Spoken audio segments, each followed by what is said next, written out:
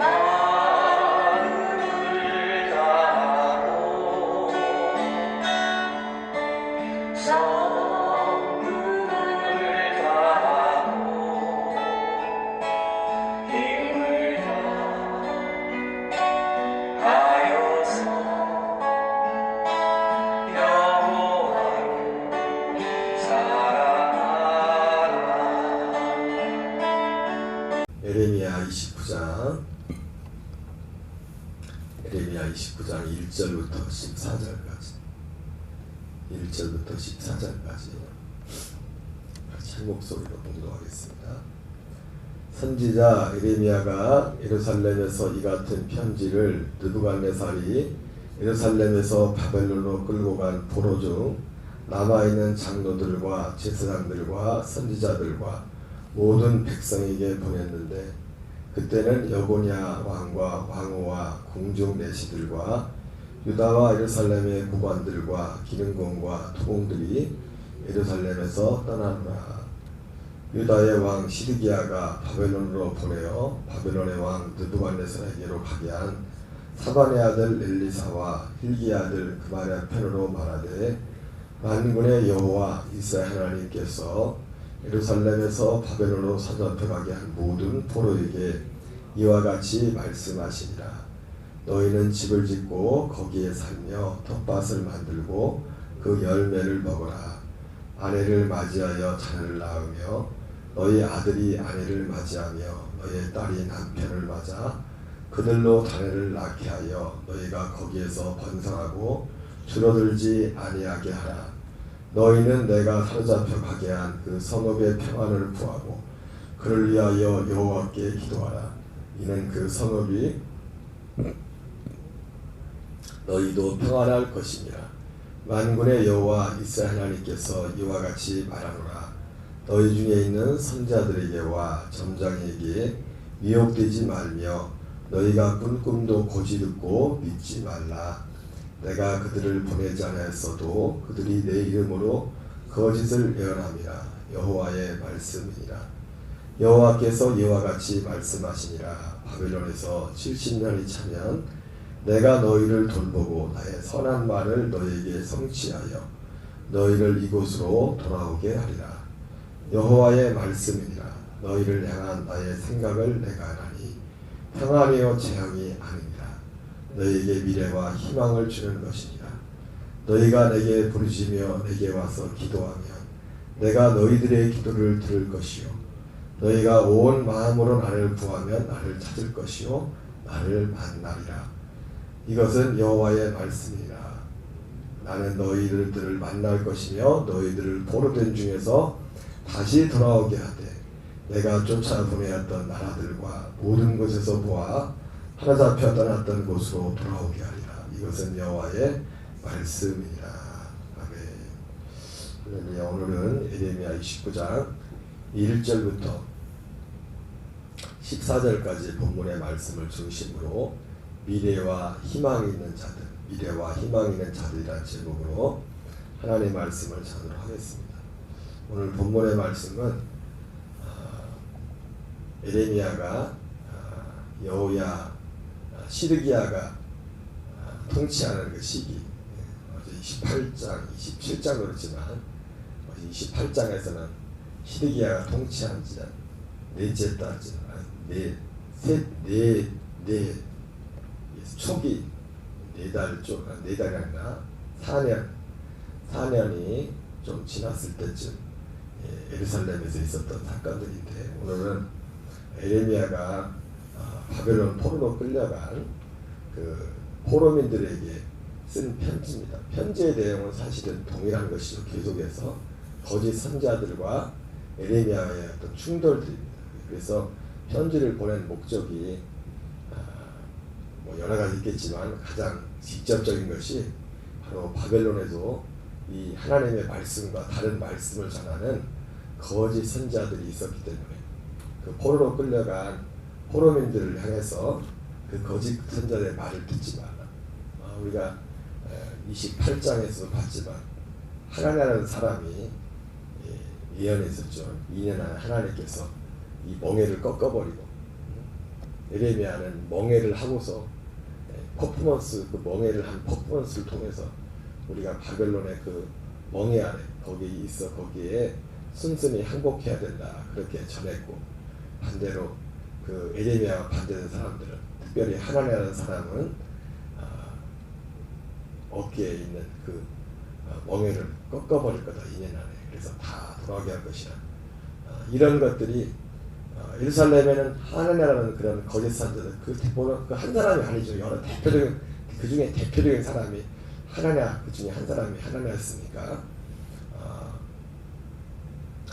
그리고 근데 그것이, 그 거짓 선자들이 예루살렘만 있는 것이 아니라 바로 포로로 끌려가 있는 그 포로지에도 계속해서 두 가지가 팽팽하게 맞서고 있었던 것이죠. 그래서 에레미야가 그들에게 편지를 보낸 겁니다. 편지 내용이죠.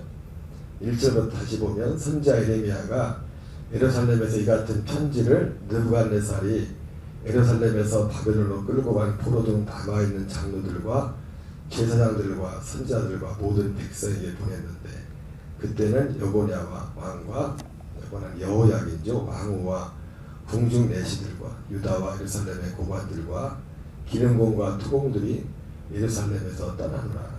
시드기야가 예루살렘 통치할 때죠. 유다의 왕 시드기야가 바벨론으로 보내어 바벨론의 왕 느부갓네살에게로 가게 한 사반의 아들 엘리사와 힐기야의 아들 그마랴, 엘리사와 그마랴 편으로 편지를 에레미야가 보낸 것입니다. 4절부터 그 내용입니다. 만군의 여호와 이스라엘 하나님께서 예루살렘에서 바벨론으로 사로잡혀가게 한 모든 포로에게 이와 같이 말씀하시니라. 너희는 집을 짓고 거기에 살며 텃밭을 만들고 그 열매를 먹으라. 아내를 맞이하여 자녀를 낳으며 너희 아들이 아내를 맞이하며 너희 딸이 남편을 맞아 그들로 자녀를 낳게 하여 너희가 거기에서 번성하고 줄어들지 아니하게 하라. 거짓 선자들의 예언처럼 뭐 바로 돌아올 것처럼 그렇게 사람들이 기대하고 있는 그들 마음속에 에레미야는 아니라고, 뒤에도 나오지만 70년이 있을 거기서 70년 있을 것이니까 거기서 잘 살아라. 집도 짓고 시집갈 사람, 장가갈 사람 시집도 하고 장가도 가고 손주의 손주도 낳고, 그리고 그런 내용이죠. 7절에 그래서 너희는 내가 사로잡혀가게 한 그 성읍의 평안을 구하고, 거기서 잠깐이 다를 곳이 아니까 계속 너희들 살아야 되니까 너희가 살고 있는 그 지역의 평안을 구하고 그를 위하여 여호와께 기도하라. 이는 그 성읍이 평안함으로 너희도 평안할 것입니다. 그러면서 8절에 왜 이러한 편지를 쓰는지 더 직접적으로 말씀하는 원인에 대해서, 만군의 여호와 이스라엘 하나님께서 이와 같이 말하노라. 너희 중에 있는 선자들에게와 점장에게와 미혹되지 말며 너희가 꿈도 고지 듣고 믿지 말라. 거기도 예루살렘에도 그렇게 미혹하는 사람도 있었지만은 바벨론에도 마찬가지죠. 여러분, 어디나 우리 시대에 진짜 참신앙을 믿음의 길을 가는 데 있어서 가장 큰 적은 뭐냐면 미혹이죠. 미혹이라는 말 표를 쓰지만은 사도 바울이 사도들이 쓴 그 편지 가운데도 보면 그들의 가장 큰 싸움은 미혹이었습니다. 하나님이 전하신 말씀, 그 진짜 그 말씀과 다른, 진짜가 뭐 하나님의 말씀이 진짜가 무엇이다. 근데 보니까 특별히 이제 주로 이제 신약 성경에 그 부분을, 물론 예수님도 그 부분을 자주 말씀하셨지만은 사도 바울이 그 부분에 대해서 실제적으로 실제 현장에서 복음이 실제로 이루어지는 그 현장 가운데서 사도 바울이 가장 싸웠던 것이 이 미혹의 역사였습니다. 그래서 그 미혹의 역사가 오늘도 보면은 예루살렘뿐만 아니라 저 멀리 바벨론에 갔는데도 세계 곳곳에 이 세상의 모든 문제는 다른 것이 아니라 우리의 문제는 뭐냐면 이 미혹입니다. 미혹. 그래서 사도 바울이 갈라디아 교회도, 갈라디아 교회는 갈라디아 교회다. 그래서 그 미혹이 다른 복음, 다른 예수, 다른 영이라는 모습을 나타납니다. 갈라디아에서도 아시아의 교회는 갈라디아 교회나 유럽의 고린도 교회나 세계 어디를 가나 어느 교회나 그 교회의 가장 큰 문제는 뭐냐면 미혹입니다. 그 미혹이 뭡니까? 고린도후서에서 11장에 사도 바울이 그렇게 말하죠. 뱀이 하와를 미혹한 같이 너희를 그리스도를 향하는 진실함에서 떠나 부패하게 할까 두려워하노라. 뱀이 하와를 미혹한 거지. 그 미혹의 핵심은 뭡니까? 뱀이 하와를 미혹한 거는 하나님이 원래 하신 말씀하고 다른 말을. 원래 주님이 하신 그 말씀, 원래 성경이 우리에게 하시는 성경의 가장 큰 주제는 사실은 구원이죠. 구원. 그 구원이 뭔지.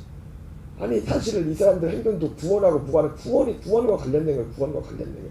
이들의 삶의 모습이 구원의 길이냐, 생명의 길이냐, 사망의 길이냐. 하나님이 맨 처음 말씀하였던 그 구원의 무엇인지 거기에 대해서 정말 진지하게 고민하게 그것을 구하는 사람들이 많지 않습니다. 뭐러 가도 소원만 가면 좋다. 저도 가만히 생각해 보면은 그런 것이 여러 가지 이유가 있었겠지만은 초창기 목회를 할 때, 목회 초대명 때 그런 생각들을 많이 했었죠. 어쨌든 교회를 성장시키고 교회들 많이 오고 그런 것들이 목회하니까 다 당연히 그게 그런 마음을 가지고 그 자체가 잘못된 건 아니지 않습니까? 그래서 여기도 가고 어떻게 하면 교회가 성장하나? 어떻게 저분들은 교회가 저렇게 성장했나? 모든 것이 목회자들 입장에서 교회 성장에 초점이 맞춰졌어요.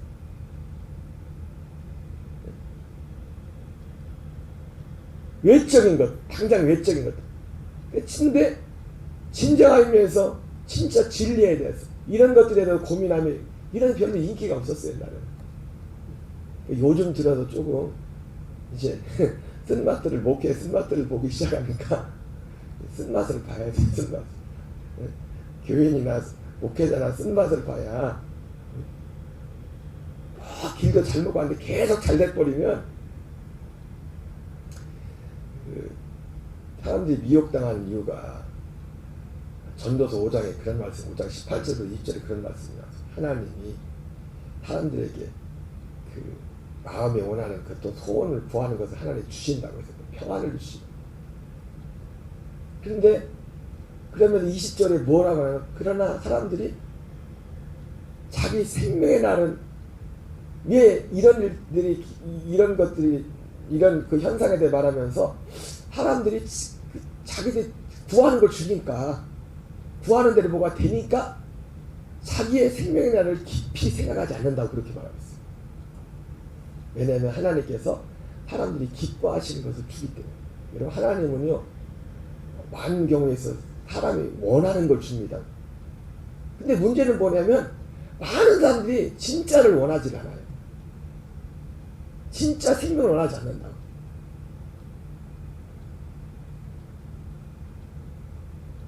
시편 106편에도 그런 말씀하잖아요. 하나님께서 심지어 이스라엘 백성들이 하나님이 어느 정도냐면은 광야 가운데서 원망하고 불평하며 울면서 때를 뜨고 때를 써도 하나님은 주었다 이거예요. 왜? 그들이 원하기 때문에. 하나님은 원하는 것을 주셔요. 특별한 경우 빼고.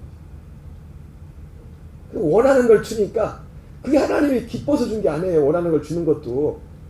그래서 시편 106편에서는 그들이 원하는 것은 받았을지라도 그의 혼이 파래졌다. 그 영혼이 파래졌다. 다시 말하면 진짜 믿음의 문제에서 완전 꽝이 돼버렸다는 거예요. 그들이 원하는 것은 받았을지라도. 그러니까 사람들이 원하는 것. 근데 대부분 원하는 게 뭐예요? 우리 육신은요. 로마서 8장에 나오는 것처럼 성령이 우리에게 어떤 마음속에 하나님이 원하면 딱 하나죠. 우리 인생들에 하나님이 원하면 오늘 설교 제목도 장래에 미래와 희망 있는 자. 이런 미래에 희망 있는 자가 누굽니까? 하나밖에 없어요. 하나. 진짜 미래에 희망 있는 자는. 뒤에 보면은 거짓 선자들이 오늘 길어서 제가 본문을 다 읽었지만은 오늘 8절 9절에서 이제 거짓 선자들 언급하지만 이 15절 이후부터는 진짜 거짓 선자들의 실명을 거명하지 않습니까? 아합이라는 사람이 나오고 시드기야라는 거짓 선자가 나오고 또 뒤에 보면 스마야라는 거짓 선자가 나옵니다. 예루살렘에는 하나나가 있었다면은 바벨론 땅에는 대표적인 사람이 앞에 나오는 아합과 시드기야도 그렇지만은 스마야라는 그런 거짓 선지가 나옵니다. 그리고 뒤에 보면은 또 무화과 비유를 봐. 무화과. 썩은 잘 익은 듯한 24장에 보니까 제가 이거 예레미야 이제 꼭 읽어가다 보니까 지금 그 얘기 계속 그 얘기가 반복되고 있어요. 가는 곳마다. 특별한 내용이었어. 똑같은 얘기. 뭐 할례기 문제가 똑같은 문제니까 할례기도 똑같은 말밖에 없죠. 예루살렘에서 하는 말이나 바벨론 가서 하는 말이나 문제가 그런 것이죠. 그래서 그 예레미야 24장에는 두 무화과 광줄이 환상했지 않습니까? 그래서 제가 지난 주에도 말씀드렸지만 여러분 우리 인생은 원하든 원하지 않든 두 무화과 광줄이 중에 하나 중에 둘 중에 하나에서 둘 중에 하나 잘 익은 좋은 열매 극히 좋은 열매는 무화과 나무 같은 그 사람들이 오늘 바벨론 포로로 끌려간 사람들이죠. 끌려간 사람들 여기 배경에 대해서는 여러 번 말씀드렸습니다. 하나님은 예레미야의 말을 듣고 포로로 끌려간 사람들을 마치 잘 익은 무화과 같이 그래도 보니까 잘 익은 무화과는 처음 익은 무화과 열매 좋은 무화과는 그래서 처음 익었다고 할 때는 거기 보니까 원문에 티에나라고 티에나 예수님께서 그 무화과 나무를 저주하는 그런 사건이 나오지 않습니까? 거기서 사람들이 많이 오해하는 게 아니 예수님이 무화과 나무를 예루살렘의 성에 입성해서 베단에서 가다가 시장하셔가지고 무화과가 있나 이렇게 봤는데 보니까 무화과 열매가 없는 겁니다. 그래서 그 무화과 나무를 저주했는데 그 저주한 이유가 뭔가 했더니 이는 그러면서도 우리가 처음에 한글로 보면 이해 안 되는 내용이 나오죠. 이는 무화과의 때가 아닙니다. 아니 무화과의 때가 아닌데 무화과가 없다고 저주하면 이게 그래서 어떤 학자들은 그러죠. 예수님이 너무 배가 고파가지고 이렇게 됐었나 보다. 하나님 그렇게 여러 가지 해석을 합니다. 학자들이. 근데 거기서 나오는 무화과의 때가 안 했다는 것은 예수님이 그때 구한 것은 특별히 6월절 그때는 뭐냐면 무화과 나무에 첫 열매가 첫 열매가 맺어요. 근데 그 첫 열매는 티에나가 아니라 파괴예요. 파괴. 그럼 상품성이 없는 거예요. 그걸 따줘야만 진짜 맛있는 무화과. 그러니까 그 파괴라는 걸 따고도 그 다음 첫 번째 있는 열매 그때부터 티에나라고 해요. 티에나. 그래서 이제는 하나님께서 예레미야 24장에 나오는 그 잘 익은 처음 익은 무화과라는 게 뭐냐면 티에나를 예수님께서는 파괴니까 그 원문에 보면은 이는 티에나가 때가 아닙니다. 그래서 원문을 보면 뭔 말인지 이해가 돼요. 티에나의 때가 아니라 파괴의 때이기 때문에 예수님은 파괴가 있나 찾아본 거예요. 처음 그러니까 이 파괴는 주로 가난한 사람들, 먹을 거 없는 사람들, 우리가 마치 보릿고개 지내듯이 그 보릿고개 지날 때 먹는 것처럼 그거 따먹기 그냥 주인들이 놔두거든. 왜? 그거 따야 진짜 팔 수 있는 상품이 열리기 때문에 주인 입장에서 그냥 놔둬요. 아무나 따먹으라고. 안 그러면 일꾼들이 얻어가지고 따야 되거든. 그걸 따야 진짜 무화과 나무가 진짜 좋은 무화과가 열립니다.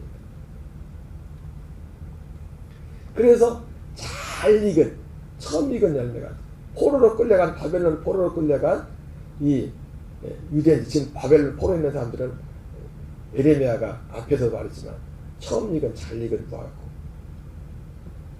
끝까지 버티고 있는 이 사람들은 누구예요? 썩은 먹지 못한 무화과를 이렇게 비유했어요. 그러면서 결국은 하나님 볼 때 결국은 이제는 우리는 이제 사실은 제가 이 구약을 읽으면서도 왜 이런 얘기를 많이 합니까? 이 지금 완성된 시대에 살고 있기 때문에 사는 법이 달라요. 심판의 기준이 다르다고요. 구약 시대는 이런 것을 이루어질 그것을 믿는 믿음만 그것만 있어도 그 믿음으로 구원을 받았지만 지금은 그걸 살아야 되는 시대예요. 그 믿음으로 살아야 되는 시대라고. 그 믿음. 새 언약. 그 복음 가운데. 그래서 그 24장에도 보면은 24장에 그런 표현이 나오죠. 24장 4절 7절에 24장에 나오는 것은 지금 예루살렘에도 그냥 예언한 겁니다. 바벨론에 있는 사람들을 향해서 포로로 끌려간 사람들한테. 오늘 본문은 예루살렘에서 바벨론 포로로 끌려간 사람들한테 쓴 편지. 내용은 똑같은 내용이에요. 사실 같은 내용. 24장은 예루살렘에서 그냥 그들을 위해서 예언한 거고, 예언한 그런 내용들을 실제로 오늘 29장은 그 있는 사람들한테, 당사자들한테 직접 읽어보라고 보낸 거예요. 근데 24장에서는 그렇게 말합니다. 내가 이곳에 옮겨 갈대아인의 땅에 이르게 한 유다 포로들은 좋은 무화과 같이 돌볼 것이다. 내가 그들을 돌아보아 좋게 하여 다시 이 땅으로 인도하여 세우고 헐지 않으면 심고 뽑지 않겠고, 내가 여호와인 것을 아는 마음을 그들에게 주어서 그들이 전심으로 내게 돌아오게 하리니 그들은 내 백성이 되겠고 나는 그들의 하나님이 되리라. 하나님을 아는 그 마음을 그들에게 주겠다고 했죠. 그렇죠? 야, 여러분, 하나님을 아는 마음을 그들에게 주었다는 것이 예레미야 31장 31절부터 34절까지 나오는 새 언약의 내용이에요. 새 언약의 내용. 결국 하나님 볼 때 좋은 무화과, 좋지 않은 무화과의 기준은 딱 하나예요. 그래서 제가 이번 주일날 설교 중에 그거였나요? 그 은혜와 두 무화과 방주리 환상. 그 은혜가 기준이라고. 그 은혜. 어떤 사람이 그 은혜 가운데 있느냐 있지 않느냐, 그 은혜를 구하느냐 구하지 않느냐, 그것이. 그리고 결국은 오늘 제목도 미래와, 어떤 사람이 미래와 희망이 있는 자냐, 그 은혜 가운데 있는 자냐. 그 은혜 가운데. 단지 그 은혜 가운데, 그래서 그 은혜 가운데 있는데, 오늘 그래서 뒤에 표현에 그런 표현을 하죠. 그래서 8절 9절은 어쨌든 거짓 선자들에 대해서 말하고 있고, 10절부터 보면은 그 포로민들, 지금 바벨론 포로에 있는 자들에 대해서 예언의 말씀, 여호와께서 이와 같이 말씀하시니라. 바벨론에서 70년이 차면 내가 너희를 돌보고 나의 선한 말을 너에게 성취하여 너희를 이곳으로 돌아오게 하리라. 여호와의 말씀이라. 그러면 너희를 향한 나의 생각을 안 하니 내가 아니요 내가 안 하니 평안이요 재앙이 아니라 너에게 미래와 희망을 주는 것이야. 그러면 결국 우리에게 미래와 희망을, 장래의 평안을, 너희를 향한 나의 생각을 내가 안 하니, 장래의 미래와 희망 있는 자가 누굽니까? 딱 하나입니다. 하나를 구하는다. 그러면서 오늘 특별히 12절에서는 기도에 대해서 너희는 내게 부르짖으며 내게 와서 기도하면 내가 너희들의 기도를 들을 것이요. 너희가 온 마음 나를 구하면 나를 찾을 것이요 나를 만나리라. 여러분, 마태복음 7장의 팔복에 보면은 참 그 7장 6절에는 너희는 거룩한 것을 개에게 주지 말며 너희 진주를 돼지 앞에 던지지 말라. 그들이 그것을 발로 밟고 돌이켜 너희를 찢어 상하게 할까 염려하라. 이렇게 말하면서 그 7절부터 뭐랍니까? 우리가 잘 아는 기도에 대해서 나오잖아요. 구하라, 찾으라, 두드리라. 그래서 합쳐서 하나님께서 뭡니까? 그러면서 어떤 사람에게 희망이 있어요? 기도하라고 했죠. 무조건 기도한다고 희망이 있는 게 아니에요. 장래와 미래와 희망이 있는 건 딱 하나밖에 없어요. 하나밖에. 하나님이 우리 약속하신 그게 7장 6절에 거룩한 거, 진주가 그거예요. 그거를 구하라고. 그래서 7절부터 구하라, 찾으라, 두드리라고 하죠. 뭘 구하고 찾고 두드리라는 거예요? 거룩한 거, 그거 진주를. 그래서 누가복음에서는 그 실체가 뭐냐면, 그냥 마태복음에서 좋은 것을 주시지 않겠느냐 이렇게 말씀하지만은 누가복음은 뭘 말할까? 성령을 주시지 않겠느냐. 그 성령은 어떤 성령이에요? 약속의 성령. 우리 안에 거룩한 것, 진주, 복음을 이루는, 우리 안에 우리를 거듭나게 해서 그 생명으로 자라게 하는, 오직 하나의 약속, 이것만이 미래와 희망이 있는 거예요. 그러니까 오늘 처음 읽은 오늘 바벨론 포로로 끌려간 사람들을 하나님께서는 처음 익은 잘 익은 무화과 나무같이 그렇게 비유하고 있어요. 그러면서 너희를 향한 나의 생각을 내가 안 하니 평안이요 재앙이 아니라 너희에게 미래와 희망을 주는 것이다. 미래와 희망 있는 자가 누굽니까? 바로 이 믿음을 가진 이걸 믿습니다. 이 믿음을. 근데 믿기만 하면 안 돼. 또 물론 당연히 믿으면 이건 사실 결과로 나옵니다. 여러분 이 복음이란 건요, 이 진짜 진리는 마음속에 구하지 않는 자에게 임하지 않아요. 먼저 여기에 대한 갈급함을 좀 갈급함. 마음에.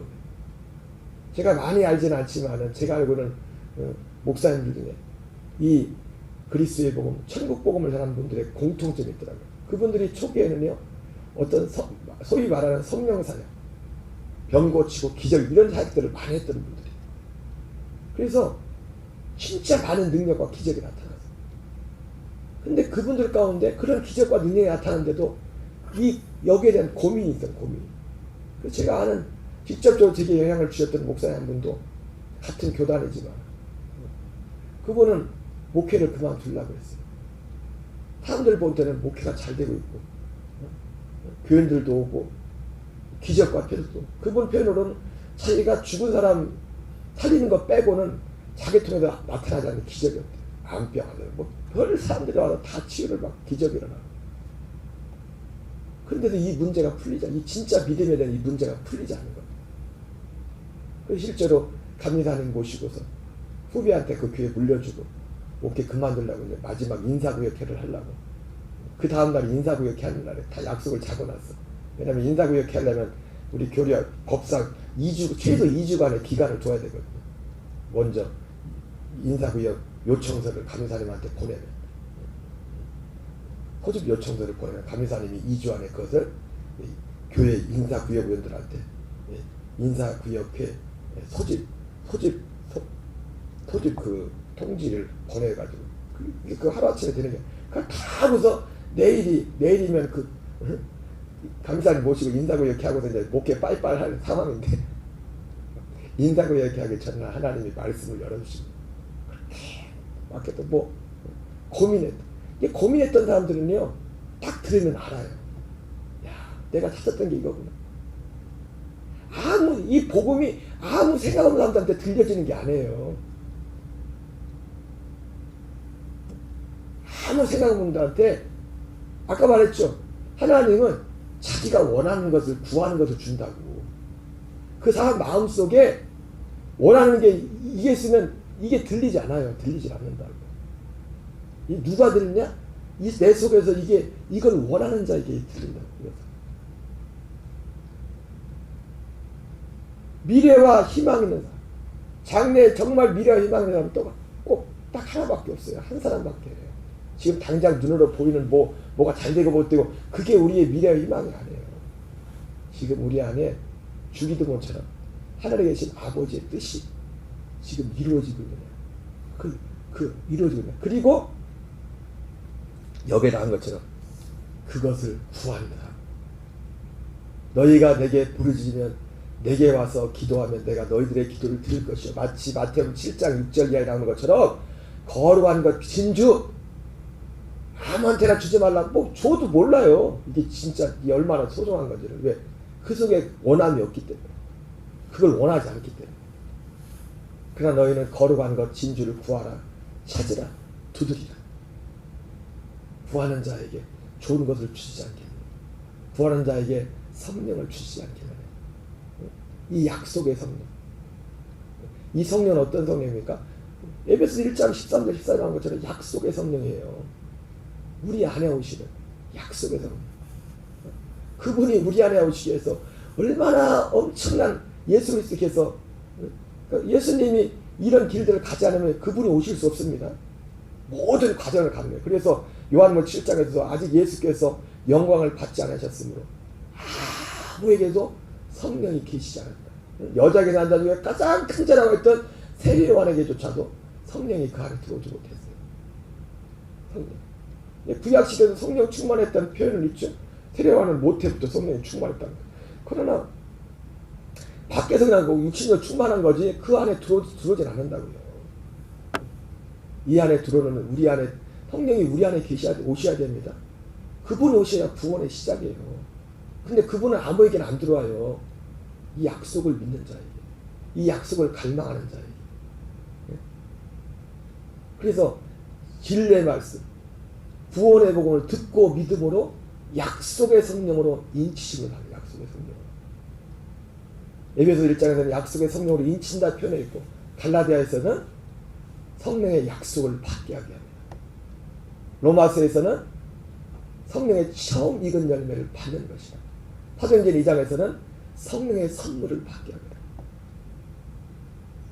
성령의 선물을 받는 거나 약속의 성령으로 성령의 약속을 받는 거나 성령의 처음 익은 열매를 받는 거나 성령으로 인침을 받는 거나 똑같은 거예요. 똑같은 거. 목적은요 딱 하나입니다. 하나님 볼 때. 그러니까 이런 사람만 하나님 볼 때는요 그냥 이것이 이루어지고 있는 사람에게만 또 이것을 갈망하고 이것을 믿는 자에게만 장래와 희망이 있는 겁니다. 진짜 장래와 희망. 장래와. 그리고 이것을 도와라. 너희가 내게 부르시면 내게 와서 기도하면 내가 너희들의 기도를 들을 것이요. 너희가 온 마음으로 나를 구하면 나를 찾을 것이요. 나를 만나리라. 오늘 올해 시작하면 하나님께서 제가 기도에 대해서 몇 주 이렇게 말씀을 했지만 정말 하나님이 기도하기로 합니다. 그래서 제가 기도 시간도 적어내는데 안 적어내시네. 아직도 안 적어내는데 언제 기도하고 그냥 하는 게 아닙니다. 온 마음. 이걸 온 마음으로 이걸 원하면은 우리가 잘 익은 무화과로 살려가면은 이 가치를 알고서 이것을 기도해야 돼요. 주보에 나와 있는 그 세 구절밖에 안 되는 말씀이지만 이게 실제 우리의 삶에 이루어지도록 하나님 앞에 간구해야 된다. 오늘 녹동감에게나 모든 교우들이 이제 오늘부터 설 명절이 시작되죠. 설 명절을 잘 보내주고 오셔가지고 우리가 마음을 다해서 하나님 앞에 좋은 무화과로 세워지는 더 좋은 무화과로 세워지는 게 우리의 삶을 드리는 저와 여러분 되시기 바랍니다.